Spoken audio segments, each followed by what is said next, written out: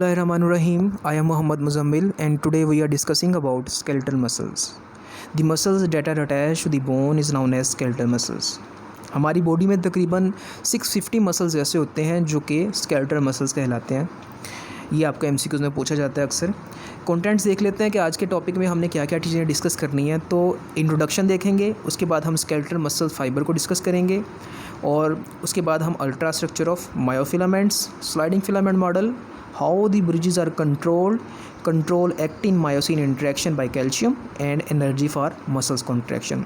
Introduction में हम discuss करेंगे स्केलेटल मसल्स को। The muscles that are attached to the skeleton are bones and are associated with the movement of the bones known as skeletal muscles. क्योंकि हमारी body में मौजूद bones बजाते खुद मूवमेंट नहीं कर सकती और ना ही बॉडी लोकोमोट कर सकती है अगर मसल्स ना हो।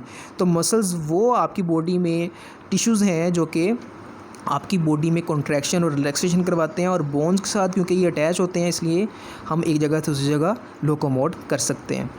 और the skeletal muscles are consciously controlled and therefore are voluntary muscles. हम कहते हैं कि ये मसल्स हमारे कंट्रोल में होते हैं इसलिए हम इसको वॉलंटरी मसल्स कहते हैं। क्योंकि अगर हम अपनी मर्ज़ी से एक जगह से दूसरी जगह जाना चाहें तो हम जा सकते हैं, अगर आपकी मर्ज़ी नहीं होगी तो आप एक जगह से दूसरी जगह नहीं जाएंगे। क्यों? क्योंकि स्केलेटल मसल्स रिस्पॉन्सिबल हैं मूवमेंट करवाने के लिए। अब the skeletal muscles these are also called striped और स्ट्राइएटेड मसल्स। अब इनको स्ट्रिप्ड या स्ट्राइएटेड मसल्स क्यों कहते हैं? बिकॉज अगर हम इसको मैग्नीफिकेशन, अल्ट्रा मैग्नीफिकेशन पावर से देखें तो आपको लाइट और डार्क बैंड, अल्टरनेटिवली लाइट और डार्क बैंड नज़र आ रहे होते हैं। लाइक अगर आप बाइसेप्स और ट्राइसेप्स को अगर आप देखें तो आपको वहाँ पे स्ट्राइएशन नज़र आएंगी, इसलिए हम कहते हैं कि these are striated muscles. And generally each end of the entire muscle is attached to the bones. Muscles का जो एक एंड है वो किसी बोन के साथ अटैच होता है और वो जो पार्ट है जो कि बोन के साथ अटैचमेंट करवा रहा है उसको हम टेंडन कहेंगे, which is a non elastic fibre. उसको हम क्या कहेंगे? टेंडन। इसी तरह वो कोलेजन फाइबर जो कि बोन को बोन से अटैचमेंट करवाती हैं उसको हम क्या कहते हैं? लिगामेंट कहते हैं। उसके बाद अगली चीज़ स्केलेटल मसल फाइबर को डिस्कस करते हैं। Each muscle fibre it is a long cylindrical cell. Basically हम स्केलेटल मसल फाइबर को सेल भी कहते हैं, स्केलेटल मसल सेल्स भी कहते हैं। तो इसमें ये लंबे होते हैं, सिलेंड्रिकल होते हैं और हर मसल में, हर स्केलेटल मसल्स में मल्टीपल ऑफ ओवल न्यूक्लियाई मौजूद होते हैं। अक्सर एमसीक्यूज़ में ये पूछा जाता है एमकैट तक कि हमारी बॉडी में कोई ऐसा सेल जिसमें मल्टीपल ऑफ न्यूक्लियाई मौजूद होते हैं उसको हम स्केलेटल मसल्स कहते हैं। And the skeletal muscles these are huge cell having diameter of 10 to 100 micrometre. ये डायमीटर भी आपको एमसीक्यूज़ में पूछा जाता है।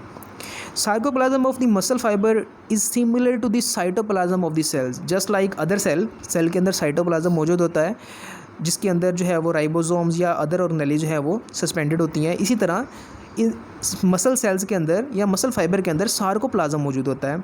It contain usually large amount of stored glycogen.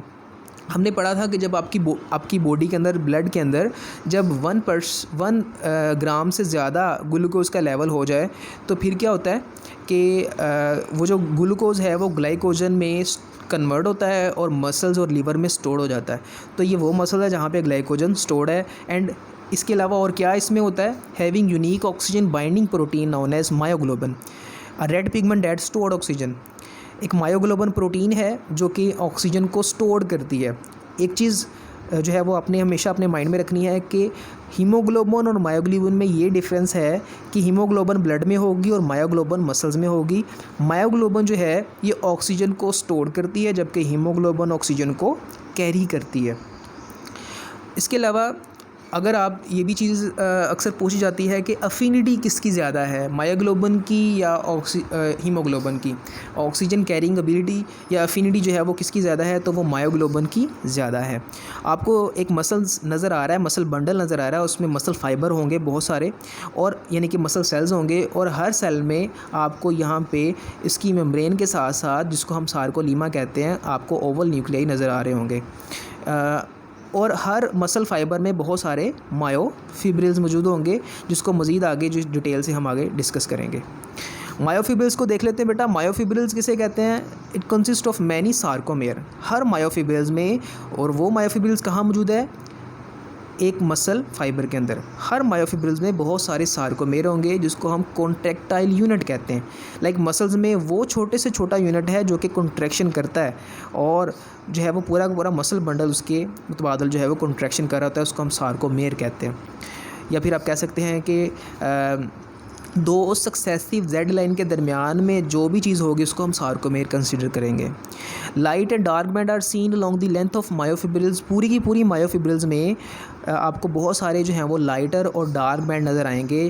Dark band जो है वो उसको हम ए बैंड कहते हैं और ये एनाइसोट्रॉपिक होता है, that means they can polarize light.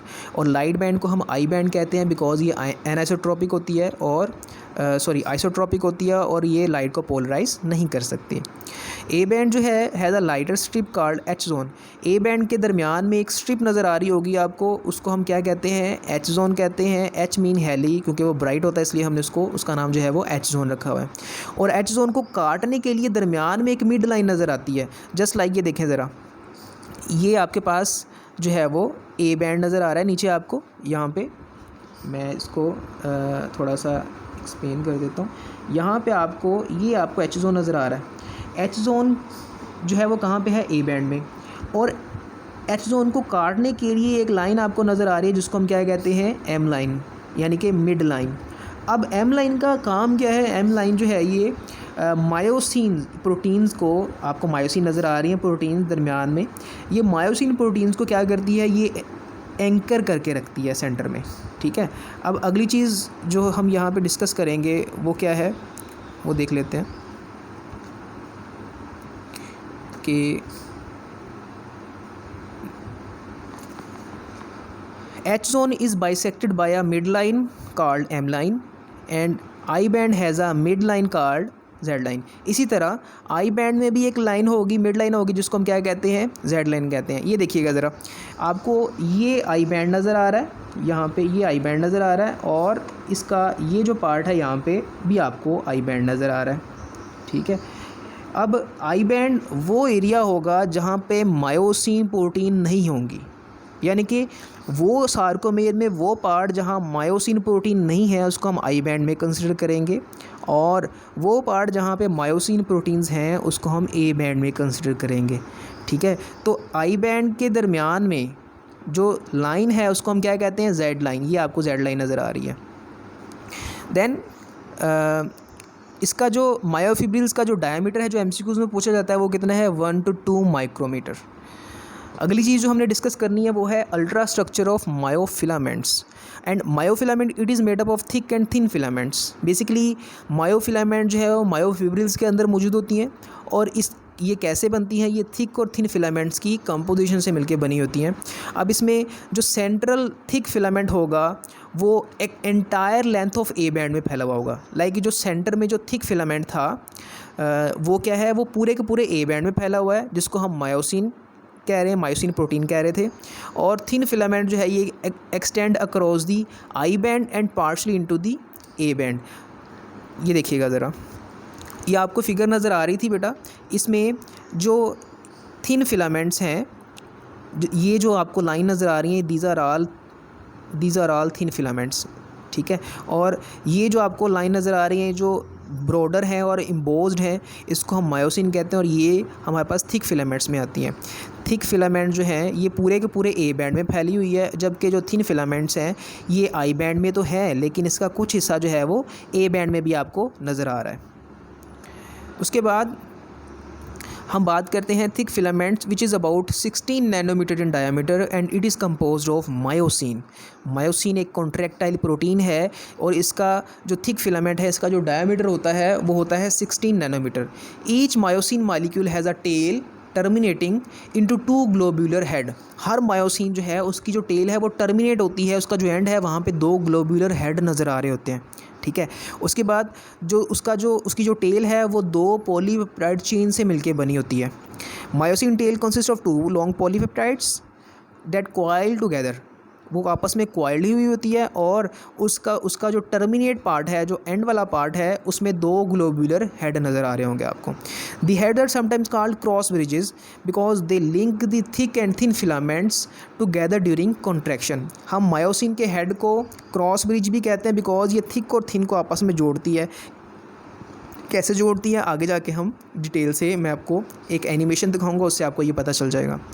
अब थिन फिलामेंट्स को डिस्कस कर लेते हैं बेटा। थिन फिलामेंट्स, इसका जो डायमीटर है या थिकनेस है वो कितनी है, वो 7 to 8 नैनोमीटर, और ये चीफली कंपोज होते हैं एक्टिन मालिक्यूल से। ये आपको अक्सर एमसीक्यूज़ में पूछा जाता है कि थिन फिलामेंट्स हैं उसकी जो मेजरली कंपोजिशन है वो क्या है, चीफली उनमें क्या चीज़ मौजूद होती है, वो है एक्टिन। इसके अलावा और कौन कौन सी प्रोटीन्स होती हैं, उसमें ट्रोपोनिन और ट्रोपोमायोसिन भी होती है, वो आगे हम अभी डिस्कस करते हैं। Actin molecules these are arranged in 2 chains and which twist around each other like a twisted double stand of pearls. अगर आप तस्बीह के दाने को थोड़ा सा क्वाइल करने लगो तो आपको एक ट्विस्ट लाइक स्ट्रक्चर नज़र आएगा, वैसा ही बिल्कुल ये एक्टिन जो है वो प्रोटीन्स का होता है। Twisting around the actin chains are 2 strand of another protein known as tropomyosin. अब एक्टिन प्रोटीन को सराउंड करने के लिए 2 चेन्स और मौजूद होती हैं जो कि उसको हम क्या कहते हैं, ट्रोपोमायोसिन कहते हैं। उसके अलावा the other major protein it is a troponin. अगली प्रोटीन जो है वो क्या है, वो ट्रोपोनिन है। Troponin it is actually 3 polypeptides complex, 1 bind to the actin and the other bind to the tropomyosin and third one जो है वो कैल्शियम के लिए जो है वो वहाँ पे खाली होती है। बेसिकली अगर हम अभी हमने ट्रोपोमायोसिन के बारे में बात की और एक्टिन के बारे में बात की। एक्टिन जो है वो भी 2 पॉली जो है पेप्टाइड्स चेन पे मुश्तमिल थी और ट्रोपोमायोसिन भी 2 पॉलीपेप्टाइड चेन पे मुश्तमिल थी, जबकि जो ट्रोपोनिन है इसमें 3 जो है वो पॉलीपेप्टाइड्स कॉम्प्लेक्स होते हैं। एक जो है वो अटैच होता है ट्रोपोमायोसिन के साथ और दूसरा अटैच होता है एक्टिन के साथ और तीसरा जो है वो खाली रहता है। वो क्यों खाली रहता है, बिकॉज वहाँ पे कैल्शियम ने बाइंड करना है और मसल्स की कॉन्ट्रैक्शन होनी है। ये हमने अगले टॉपिक में डिस्कस करना है। And each myosin filament it is surrounded by 6 actin filaments on each and. ये भी आपको अक्सर पूछा जाता है एमसीक्यूज़ में। आपको यहाँ पे एक फिगर नज़र आ रही है बेटा, यहाँ पे एक मसल बंडल है और मसल्स बंडल से हमने एक सेल निकाला हुआ है और सेल को सराउंड करने के लिए एक लेयर है जिसको हम सार्कोलीमा कहते हैं। और सार्कोलीमा के अंदर बहुत सारे मायोफिब्रिल्स हैं और मायोफिब्रिल्स के अंदर कॉन्ट्रैक्टाइल यूनिट हैं जिसको हम सार्कोमेर कहते हैं। सार्कोमेर में आपको अल्टरनेटिवली लाइट और डार्क बैंड यहाँ पे नज़र आ रहे होंगे और जो है वो आई बैंड के दरमियान में एक जोन आपको नज़र आ रहा है जिसको हम एच जोन कहते हैं, बिकॉज एच मीन हेले, और इसको काटने के लिए एक लाइन है जिसको हम क्या कहते हैं, एम लाइन। उसके बाद अगली चीज़ जो हमने डिस्कस करनी है वो ये है the structure of a myofibrils. Myofibrils की स्ट्रक्चर कैसी होती है, it is made up of myofibrils. They contain 2 different type of filaments, thick filaments जिसमें हम मायोसिन को कंसिडर करते हैं और थिन फिलामेंट्स में मेजरली हम एक्टिन को कंसिडर करते हैं। स्लाइडिंग फिलामेंट मॉडल के बारे में देख लेते हैं बेटा। स्लाइडिंग फिलामेंट मॉडल वो मॉडल है जो कि एच हग्सले और ए एफ हग्सले ने प्रपोज किया था। When muscles fibre contract the thin and thick filaments undergoes shifting and the I band reduce in length and Z line get closer। अगर पीछे वाली फिगर को देखें वो कहता है जब स्लाइडिंग फिलामेंट मॉडल होता है या ये मसल्स कॉन्ट्रैक्ट करते हैं तो ये जो आई बैंड है ये रिड्यूस हो जाता है। मैंने कहा था आई बैंड वो एरिया होगा जहाँ पे मायोसिन नहीं होगा। तो जब ये आपस में कॉन्ट्रैक्ट होंगे, जब भी कोई चीज़ कॉन्ट्रैक्ट होती है तो वो छोटी हो जाती है, तो ये आपस में ये करीब आना शुरू हो जाएंगे। यहाँ से भी इनसाइड मूव करेंगे, यहाँ से भी इनसाइड मूव करेंगे, तो ये जो एरिया होगा ये क्या हो जाएगा, कम हो जाएगा, शॉर्टर हो जाएगा। उसके बाद कहता है कि जो जेड लाइन है वो क्या हो जाएगी, क्लोज़ हो जाएगी। ये देखिएगा, ये वाली जेड लाइन और ये वाली जेड लाइन जब कॉन्ट्रैक्ट होंगी तो आपस में क्या हो जाएंगी, क्लोज़ हो जाएंगी। According to this theory the thin filaments slide past the thick one so that the actin and myosin filaments overlap together in a degree। यानी कि जब भी कॉन्ट्रैक्शन होगी तो थिन फिलामेंट जो हैं वो स्लाइड करेंगे थिक फिलामेंट के ऊपर और उसके बाद क्या होगा, Z line is brought closer together and I band shortens. ये हमने अभी डिस्कस कर लिया। ये एक अगेन जो है वो पिक्चर है, इसको देख लें आप कि यहाँ पे आपको जो रेड कलर में जो नज़र आ रही हैं लाइंस, जो कि बोल्ड की हुई लाइंस हैं, दीज आर मायोसिन प्रोटीन्स, और इसको हम थिक फिलामेंट्स में कंसिडर करते हैं। और इसके अलावा ये जो ब्लू लाइन आपको नज़र आ रही हैं, ये कौन सी हैं? ये थिन फिलामेंट्स की हैं, जिसमें मेजरली चीफली एक्टिन प्रोटीन है। अब ये जो जोन है, ये यहाँ से लेके यहाँ तक का जो एरिया है, इसको हम आई बैंड में कंसिडर करते हैं, आइसोट्रॉपिक रीजन है। और ये जो एरिया है जहाँ पे मायोसिन स्टार्ट हो जाती है, चाहे उसमें थिन फिलामेंट्स आ जाएं, इसको हम ए बैंड में कंसिडर करेंगे। इसके दरमियान में ये आपको एक जोन नज़र आ रहा है जो कि जो है वो ब्राइटर जोन है, जिसको हम एच जोन कहते हैं, और इसको दरमियान से बाइसेक्ट करने के लिए एक लाइन है जिसको हम एम लाइन कहते हैं। इसके अलावा ये जो फिगर थी, जो ए वाली फिगर थी, ये फिगर थी रिलैक्स सिचुएशन में। अगर मसल्स कॉन्ट्रैक्ट करते हैं तो फिर क्या होता है कि ये जो मायोसिन है, ये एक्टिन के साथ बाइंड करती है, और जो एक्टिन है या जो थिन फिलामेंट्स हैं वो स्लाइड करते हैं थिक के ऊपर, और ये आपस में जो डिस्टेंस है ये कम होना शुरू हो जाता है, या फिर हम कह सकते हैं कि दोनों जेड लाइन आपस में क्लोज हो जाएंगी और आई बैंड जो है वो रिड्यूस हो जाएगा। अब आपको आई बैंड जो है वो बहुत माइनर सा या नहीं नज़र आ रहा, और यहाँ पे जो ए बैंड है वो बड़ा हो गया, ठीक है, और दरमियान में जो एच जोन था वो भी डिसअपेयर हो गया। तो ये था स्लाइडिंग फिलामेंट मॉडल। अब हम बात करते हैं कि जो ब्रिज बन रहा था थिक और थिन के दरमियान में, ये कंट्रोल्ड कैसे होता है। वो कहता है when the muscle is at rest, the tropomyosin is disposed in a such way that it cover the side on the actin chain where the head of myosin become attached। तो जब rest की condition होती है तो tropomyosin क्या होती है कि उसको जो है वो एक्टिन प्रोटीन को कवर कर रखती है। मैं आपको फिगर से यहाँ पे समझाता हूँ। ये आपको ऊपर थिन फिलामेंट्स नज़र आ रहे हैं ये वाले, और ये आपको थिक फिलामेंट्स नज़र आ रहे हैं। बेसिकली होता क्या है, थिन फिलामेंट जो है जिसमें एक्टिन जो है उसके ऊपर एक बाइंडिंग साइड मौजूद होती है, और एक्टिन को कवर करने के लिए ट्रोपोमायोसिन इसको क्या कर रही होती है, इसको सराउंड कर रही होती है। अब जब वो ट्रोपोमायोसिन इसको सराउंड करती है, ये जो आपको पिंक कलर की लाइन नज़र आ रही है ये ट्रोपोमायोसिन की है। ये जब इसको सराउंड करती है तो इसकी जो बाइंडिंग साइड है उसको कवर करके रखती है, और जब इसने जो है वो कॉन्ट्रैक्ट करना होता है तो फिर क्या होता है कि कैल्शियम जो है वो आता है, कैल्शियम आता है, और कैल्शियम किसके साथ बाइंड करता है, कैल्शियम ट्रोपोनिन में मौजूद वो पार्ट जो कि खाली था कैल्शियम के बाइंड होने के लिए, वहाँ पे वो बाइंड होता है। और बाइंड होने के बाद क्या होता है, एटीपी हाइड्रोलाइज होती है। एटीपी की हाइड्रोलाइजेशन से एडीपी बनता है, और एक इनऑर्गेनिक फास्फेट जो कि इसी साइटोप्लाज्म में मौजूद रहता है। और एनर्जी जो एनर्जी जो है वो मिलती है वो इस मायोसिन के हेड को कॉन्ट्रैक्ट करवाती है, और ये इसको अपनी तरफ खींचता है। मैं अगेन एक्सप्लेन कर देता हूँ बेटा कि जब रिलैक्स सिचुएशन होती है तो ये जो आपको ग्रीन कलर की बीडेड स्ट्रक्चर नज़र आ रही है ये एक्टिन प्रोटीन है। इसके अंदर एक बाइंडिंग साइड होती है जो कि कवर्ड होती है बाया प्रोटीन नाउन एज ट्रोपोमायोसिन, ठीक है। ये ट्रोपोमायोसिन आपको पिंक कलर की नज़र आ रही है। अब ये इसके साथ जो ग्लोबुलर हेड है ये इसके साथ बाइंड नहीं कर सकता। अब इसको बाइंड करवाने के लिए क्या करना पड़ता है वो अभी बताता हूँ।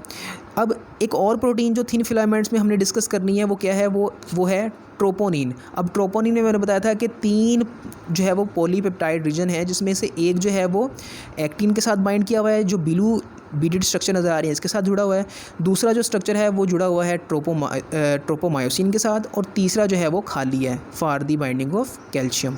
अब होता क्या है कि जब कैल्शियम आता है, कैल्शियम के आने की वजह से वो अटैच होता है ट्रोपोनिन के वो पार्ट में जो खाली था, और ये पूरा का पूरा जो स्ट्रक्चर है ये हिल जाता है। और जब ये हिलता है तो जो एक्टिन में मौजूद वो बाइंडिंग साइड थी जो कि कवर्ड थी पहले ट्रोपोमायोसिन के साथ, अब वो एक्सपोज हो जाती है। जैसे ये एक्सपोज होती है तो ये जो ग्लोबुलर हेड नज़र आ रहा है ये उसके अंदर फिट हो जाता है, और उसके बाद क्या होता है, एटीपी हाइड्रोलाइज होती है, एटीपी टूटती है, उसमें से एडीपी बनती है और एक इनऑर्गेनिक फास्फेट रिलीज़ होता है, और जो एनर्जी जो है वो मिलती है वो इस प्रोटीन को जो कि मसल में प्रेजेंट थी मायोसिन, इसको कॉन्ट्रैक्ट करवाती है। और जब ये कॉन्ट्रैक्ट करवाती है तो क्या होती है कि जो थिन फिलामेंट्स है उसको सेंटर की तरफ धकेलेगी, ठीक है, और ये इस तरह जो है वो कंट्रोल हो रहा है। उसके बाद हम बात करते हैं controlling the actin myosin interaction by calcium ion, ये अभी हमने चीज़ डिस्कस कर ली है कि इसको कैसे कंट्रोल किया जाता है। Muscles contraction is initiated by a nerve impulse arriving the neuromuscular junction. Neuromuscular junction basically किसे कहते हैं कि मसल्स और न्यूरॉन के दरमियान में जो जोड़ है, यानी कि वो जगह जहाँ पे न्यूरॉन मसल्स के साथ अटैच हो रहे हैं उसको हम न्यूरोमस्कुलर जंक्शन कहते हैं।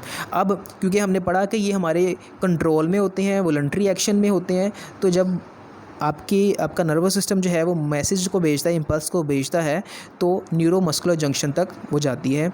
All the fiber inverted by a single motor neurons are motor unit and contract simultaneously in response to the action potential fired by the motor neurons. Then sarcolemma of the muscle fiber penetrate deep. अब जो सार्कोलीमा थी, वो जो membrane थी जो कि muscles को surround करके रखती थी, वो अंदर की तरफ पेनिट्रेट होती है, और यहाँ पे आपको मैं दिखाता हूँ।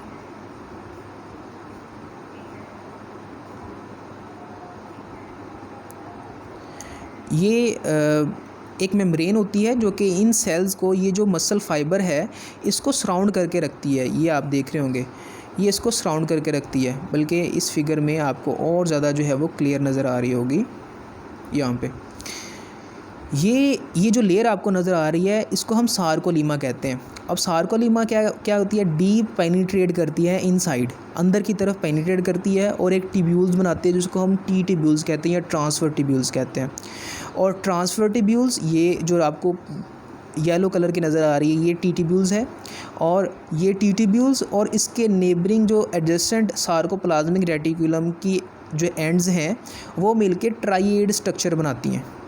ठीक है, ये जैसे कि सेल के अंदर, नॉर्मल सेल के अंदर एंडोप्लाज्मिक रेटिकुलम होता है, यहाँ इसके अंदर मौजूद होगा सार्कोप्लाज्मिक रेटिकुलम, और इसके जो एंड्स हैं, यहाँ जो मौजूद सार्कोप्लाज्मिक रेटिकुलम है और यहाँ मौजूद साइटोप्लाज्मिक रेटिकुलम है, ये टी टिब्यूल्स के साथ मिलके एक टेट्रेड बनाता है, और बहुत सारे जो है वो टेट्रेड मिलके जो है वो क्या बनाते हैं, टी सिस्टम बनाते हैं। ठीक है बेटा, अब अगली चीज़ जो मैं डिस्कस कर रहा था वो देख लेते हैं कि the सार्कोलीमा of the muscle fibre. सार्कोलीमा वो मेम्ब्रेन है जो मसल को सराउंड करके रख रही है। Penetrate deep in the cell to form a hollow elongated tube known as transfer tubule, या फिर इसको टी टिब्यूल कहते हैं। And the lumen of which is continuous with the extra cellular fluid, जिसका जो ल्यूमन है वो एक्स्ट्रा सेलुलर फ्लूइड के साथ कंटिन्यूस होता है। And the length of the T and the 1000 of T tubules of each muscle cells are collectively called T system. ठीक है, बहुत सारी टी टिब्यूल्स मिलके क्या बना रही हैं, टी सिस्टम बना रही हैं। It extend and encircle the myofibril at the level of Z line or A and I junction, and the T tubules and the terminal portion of the adjacent envelope of sarcoplasmic reticulum they form triad, जो कि हमने अभी discuss कर लिया। अब यहाँ पे एक चीज़ जो मोस्ट इम्पोर्टेंट है वो ये है कि सार्कोप्लाज्मिक रेटिकुलम जो था इसके अंदर राइबोसोम मौजूद नहीं होते। ठीक है, राइबोसोम मौजूद नहीं है, तो फिर इसके अंदर क्या मौजूद होगा, इसके अंदर कैल्शियम मौजूद होगा, जो कि बाद में साइटोसोल के अंदर छोड़ा जाएगा। अब साइटोसोल के अंदर कब छोड़ा जाएगा, जब कोई नर्व इम्पल्स आएगी। नर्व इम्पल्स के आने से वो जो मैसेज है वो टी टिब्यूल्स के ज़रिए जाएगा कैल्शियम गेट्स तक। कैल्शियम गेट्स ओपन होंगे और वहाँ से कैल्शियम निकल के मायोफिब्रिल्स के अंदर जाना शुरू हो जाएगा, जहाँ पे मायोसिन और एक्टिन के साथ जो है वो इंट्रैक्शन करके मसल्स की कॉन्ट्रैक्शन करवाएंगी। ऑल और नन रिस्पॉन्स को देख लेते हैं बेटा। The contraction of each muscle fibre is based on all और नन रिस्पॉन्स। अब ये क्या है, all of its fibrils participate in the contraction and the degree of contraction depend upon the number of muscle fibre that participate in the contraction. यानी कि एक muscle fibre जो है वो या तो सारा कॉन्ट्रैक्ट होगा या फिर उसका कुछ पार्ट कॉन्ट्रैक्ट होगा। येलो बॉक्स देख लेते हैं। Sarcoplasmic reticulum it is a continuous system of sarcotubules extending through the sarcoplasm around each myofibrils, and it is like endoplasmic reticulum but devoid of ribosomes and exhibit a highly specialized repeating pattern। इसमें ribosomes नहीं है, तो क्या मौजूद है, calcium मौजूद है, जो कि मसल्स की कॉन्ट्रैक्शन में या उसके ब्रिजेस बनाने में यूज़ होती हैं। एनर्जी फॉर मसल कॉन्ट्रैक्शन, अब ये एनर्जी कहाँ से आ रही होती है? Energy for muscle contraction come from the ATP, और ये एटीपी जो है, supply of ATP is maintain by aerobic breakdown of glucose. अब ये ग्लूकोज कहाँ से है? जो मसल में मौजूद ग्लाइकोजन थी वो जब टूटती है तो ग्लूकोज निकलती है, और ग्लूकोज की ब्रेकडाउन से हमारे पास एनर्जी आ रही है, और ये एनर्जी यूज़ होती है मायोसिन के हेड को कॉन्ट्रैक्ट करवाने के लिए, ताकि मायोसिन जो है वो एक्टिन के साथ जुड़ के उसको सेंटर में धकेल दे। इसके अलावा और एनर्जी जो दूसरा सोर्स है वो है क्रिएटिन फास्फेट, जो एमसीक्यू में पूछा जाता है कि another energy storing substance is known as creatine phosphate, जो कि यहाँ पे मेटाबॉलिज्म में यूज़ होता है। इसके अलावा जब आपकी बॉडी के अंदर ऑक्सीजन की कमी हो जाए, या आप हैवी एक्सरसाइज कर रहे हैं, तो फिर क्या होता है, आपकी बॉडी में ऑक्सीजन की डेफिशिएंसी की वजह से वहाँ पे मौजूद जो ग्लूकोज है वो एरोबिकली नहीं टूटती बल्कि एनएरोबिकली टूटती है, और उसके नतीजे में लैक्टिक एसिड बनना शुरू हो जाता है, और ये लैक्टिक एसिड आपके मसल्स के अंदर मसल फटीज काज करता है, खल्लियाँ पड़ जाती हैं। और इसको ख़त्म करने के लिए क्या होता है कि डॉक्टर्स क्या करते हैं कि आपको एडवाइस करते हैं कि आप रेस्ट करें, या फिर एनर्जी ड्रिंक्स जो है वो ज़्यादा यूज़ करें। वो कहता है at rest about 1/5 of the lactic acid is broken aerobically and its energy is use to change the remaining 1। यानी कि 5 में से 1 जो पार्ट है वो एरोबिकली टूट जाता है जब आप रेस्ट करते हैं, और उससे जो एनर्जी आती है वो बाकी का जो 4 हिस्सा है वो सारे को दोबारा से उससे एनर्जी हासिल करने के लिए लगा रहता है। एक एनिमेशन बेटा इसको देख लें ताकि आपको हर चीज़ जो है वो क्लियर हो जाए। तो ये मसल्स स्केलेटल मसल्स हैं जिसके अंदर मसल फाइबर नज़र आ रहे हैं, और इसको सराउंड करने के लिए एक मेम्ब्रेन है जिसको हम सार्कोलीमा कहते हैं। और ये इम्पल्स जनरेट कैसे होती हैं? न्यूरॉन्स के ज़रिए। नर्व इम्पल्स आती है न्यूरोमस्कुलर जंक्शन के पास, वहाँ पे क्या होते हैं कि सिनेप्टिक बल्ब जो है, जिसको हमने आगे जाके कोऑर्डिनेशन कंट्रोल में भी जाके पढ़ेंगे कि यहाँ से न्यूरोट्रांसमीटर जो है वो रिलीज़ किए जाते हैं ताकि कॉन्ट्रैक्शन हो सके। अब बेसिकली एक मसल फाइबर के अंदर बहुत सारे मायोफिब्रिल्स हैं, जिसमें से एक मायोफिब्रिल्स आपको दिखाई दे रहा है, और इसमें पूरी की पूरी लेंथ में सार्कोमेर आपको नज़र आ रहे होंगे। ये जो कॉन्ट्रैक्टाइल यूनिट आपको नज़र आ रहे हैं, इसमें थिक और थिन फिलामेंट्स आपको नज़र आ रहे हैं। थिन फिलामेंट्स में हमारे पास जो है वो प्रोटीन्स जो हैं वो एक्टिन थी, ट्रोपोनिन और ट्रोपोमायोसिन, जबकि थिक में हमारे पास मायोसिन प्रोटीन थी। अब ये आपको नज़र आ रही है कि थिक फिलामेंट में उसने मायोसिन को शो किया है, और दरमियान में एक लाइन है जिसको हम एम लाइन कहते हैं, जो कि मायोसिन को एंकर करके रखती है, जबकि जो एक्टिन प्रोटीन्स हैं ये उसके बाकी दूसरे हिस्से में मौजूद हैं। जब ये कॉन्ट्रैक्ट करती है तो फिर क्या होता है कि एच जोन ख़त्म हो जाता है, डिसअपेयर हो जाता है, और ये जो लाइन थी, आई बैंड था, वो रिड्यूस हो जाता है। ये आपको ब्रिजेस के बारे में बताया जा रहा है कि एक्टिन और मायोसिन जो है वो कैसे क्रॉस ब्रिज कैसे बनाते हैं। तो जब भी ये आपस में करीब आते हैं तो ये मायोसिन का जो हेड है ये एक्टिन की बाइंडिंग साइड के साथ जुड़ता है। अब वो कैसे जुड़ता है वो आपको मैंने बता दिया था कि जब ट्रोपोमायोसिन की जो पॉलीपेप्टाइड जो लेयर है वो हटेगी तो फिर मायोसिन का जो हेड उसके साथ अटैचमेंट कर सकता है। अब ये उसको सेंटर में कैसे धकेल रहा है, एटीपी जो है वो हाइड्रोलाइज होगा, और एटीपी से एडीपी और इनऑर्गेनिक फास्फेट बनेंगे, जो कि इसी सेल के अंदर जो है वो पड़े रहेंगे, और जो एनर्जी आएगी वो यूज़ होगी इन बाइंडिंग साइड के साथ बाइंड करके उसको सेंटर में लेके आने के लिए।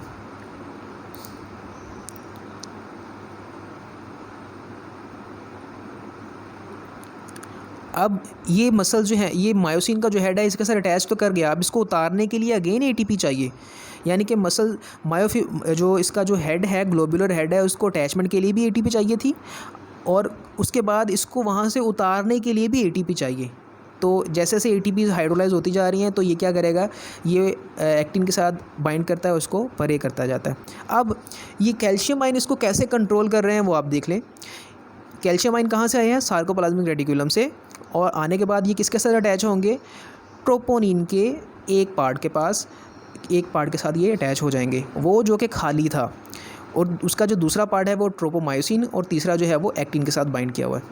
जब ये कैल्शियम इसके साथ बाइंड करता है एटीपी की मौजूदगी में, तो जो ये बाइंडिंग साइड है एक्टिन की, ये एक्सपोज हो जाती है, और जैसे ही एक्सपोज होती है तो मायोसिन का जो हेड है वो फ़ौरन ही उस बाइंडिंग साइड के साथ जो है वो अटैच होता है, और एटीपी की हाइड्रोलाइजेशन से जो है वो मसल्स की कॉन्ट्रैक्शन होना शुरू हो जाती है। अब जब भी ये इम्पल्स आती है तो बेसिकली होता है, ये कैल्शियम आयन कैसे निकल रहे हैं यहाँ पे, जब इम्पल्स आती है तो न्यूरोट्रांसमीटर जो है वो छोड़े जाते हैं सिनेप्टिक लेफ्ट के अंदर, और फिर आगे जो है रिसेप्टर उसको कैरी करते हैं। कैरी करने के बाद ये टी ट्यूब्यूल से होती हुई जो है वो कैल्शियम चैनल्स के पास जाएगी, गेट्स के पास जाएगी। वहाँ से जो कैल्शियम है वो कहाँ चला जाएगा, मायोफिब्रिल्स के पास चला जाएगा, निकल जाएगा।